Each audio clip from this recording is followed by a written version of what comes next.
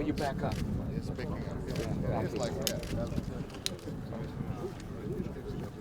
Fetteroy Pervi et Page. No, traité et Page. Yeah, stage. CG maybe?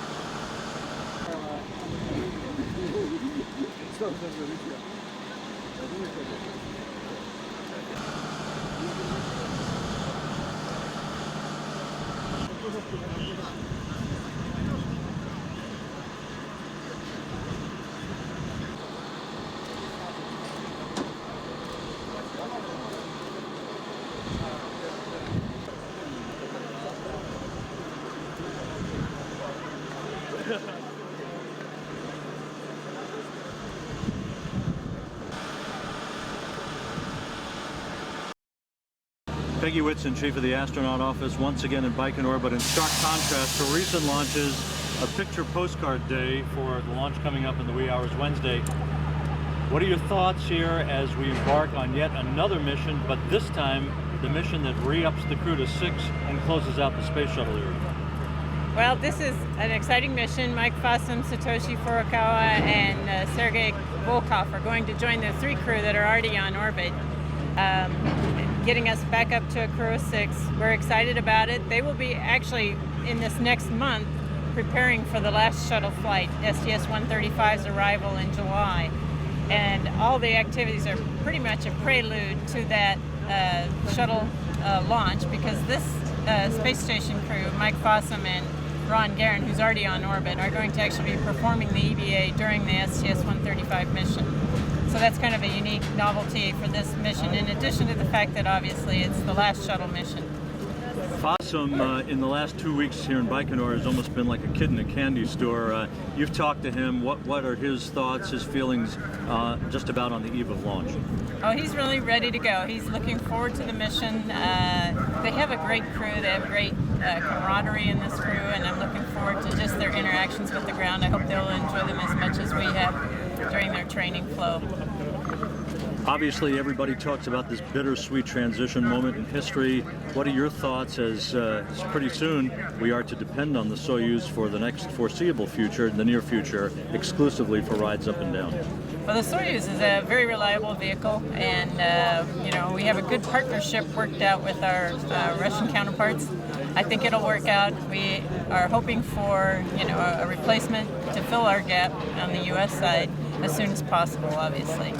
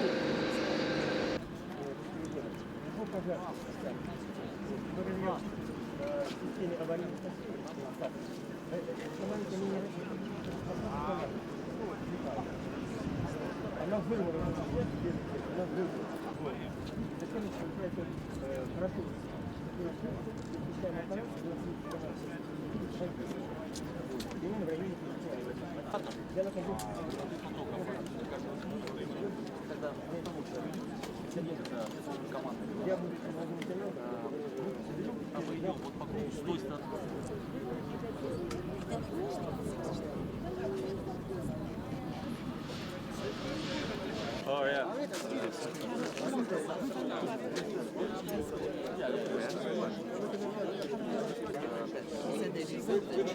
Yeah.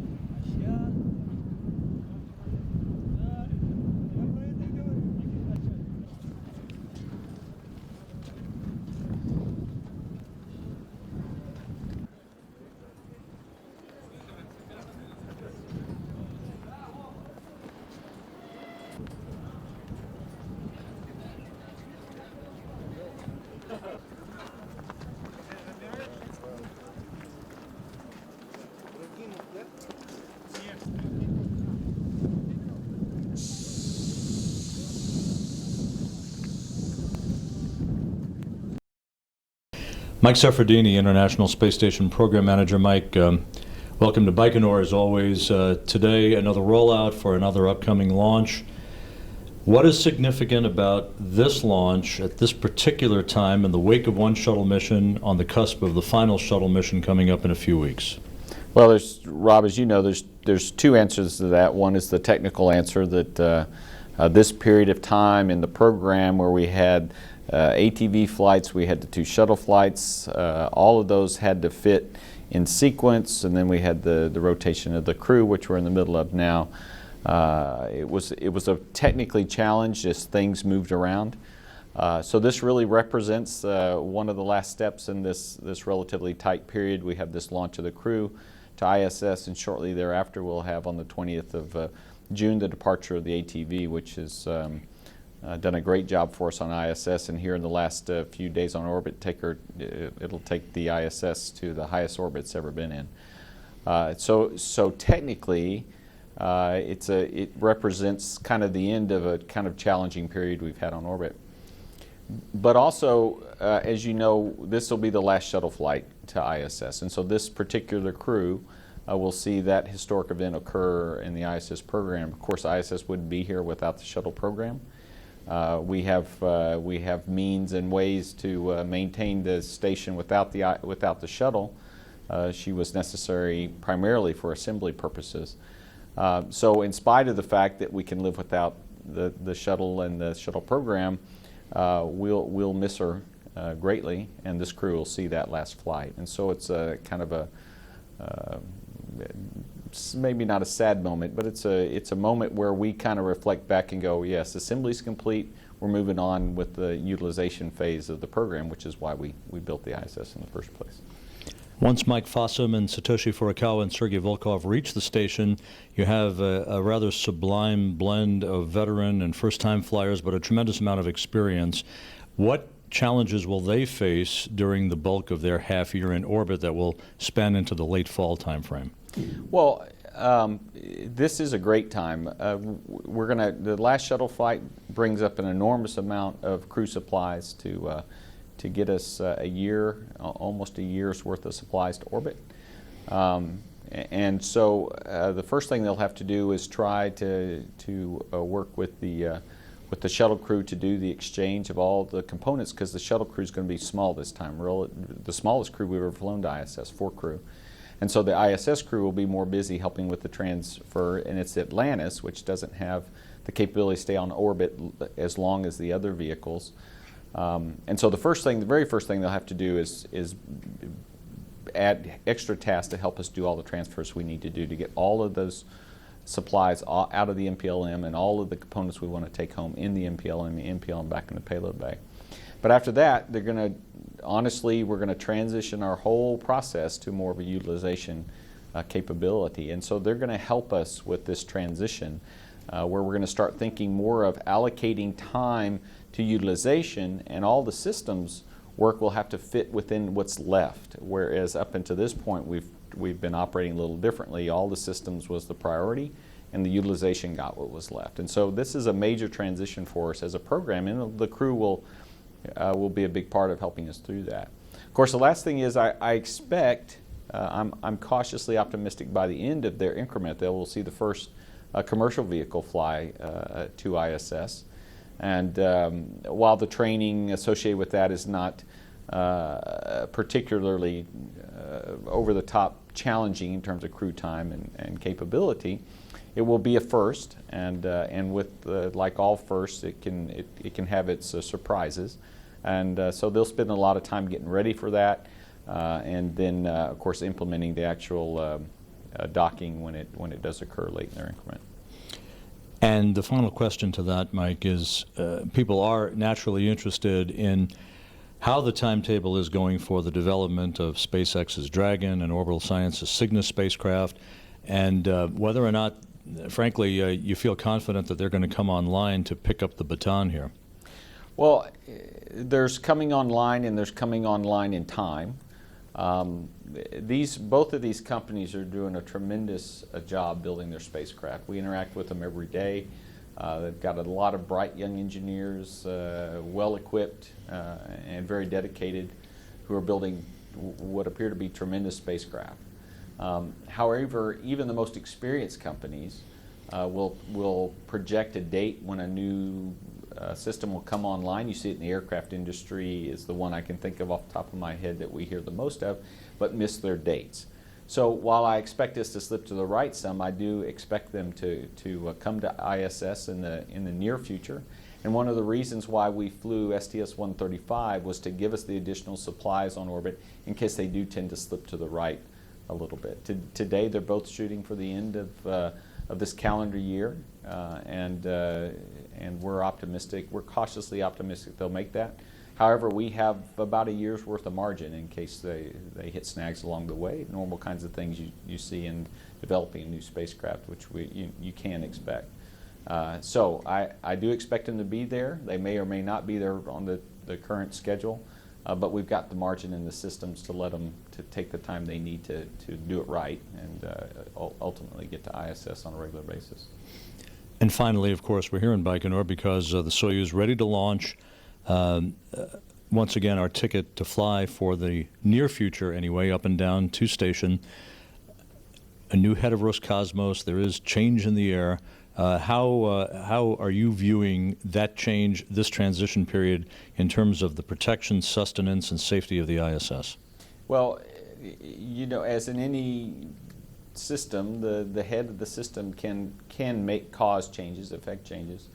But down and in, you have a technical team here that's been doing Soyuz launches safely for many, many, many years. And what I see around me is a very focused team. What I have heard about the inputs from the new leader, Vladimir Popovkin, is all good. I mean, he's keeping the team focused. He's not talking about dramatic changes to the guys down and in here that do the day-to-day work. So I would expect this flight to be just like every other flight.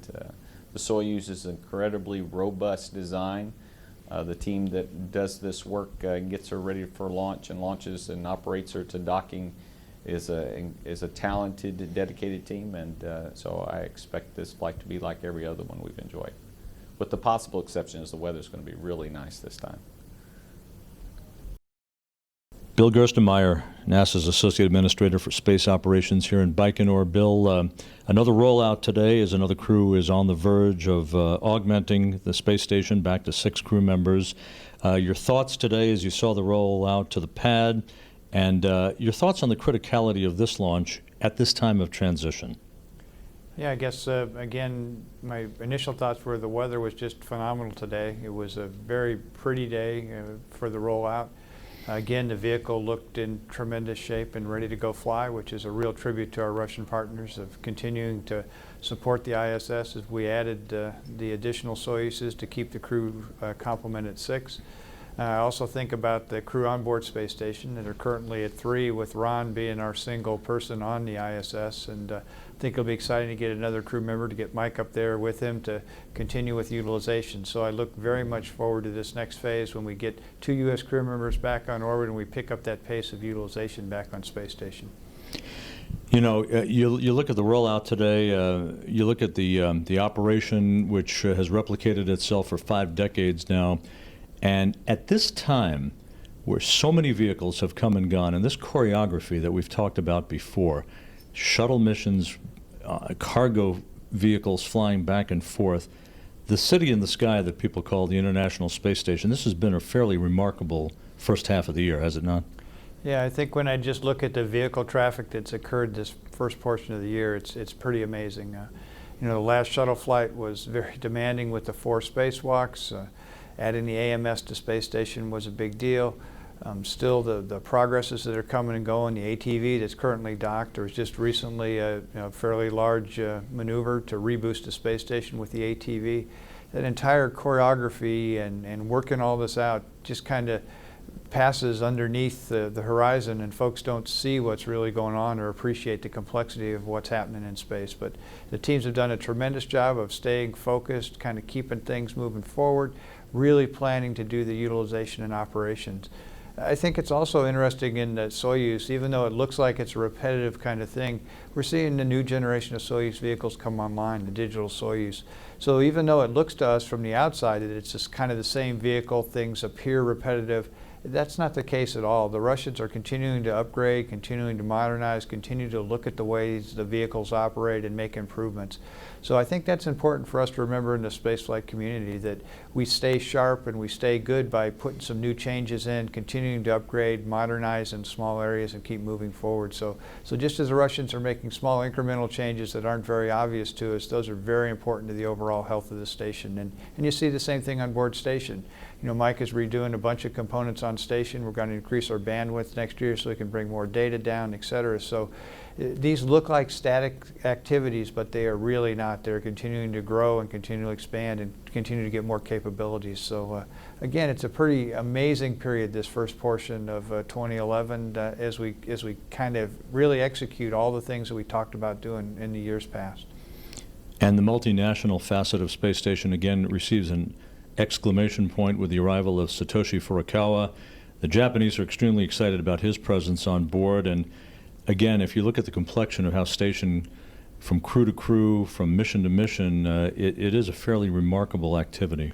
Yeah, it's pretty amazing. You know, when I came down here and all the Japanese journalists were here for Satoshi's flight, it's pretty exciting seeing the excitement of them who come down here to see the launch, to kind of see it through their eyes. You know, I've had the luxury and privilege of being here for many times to see the launches.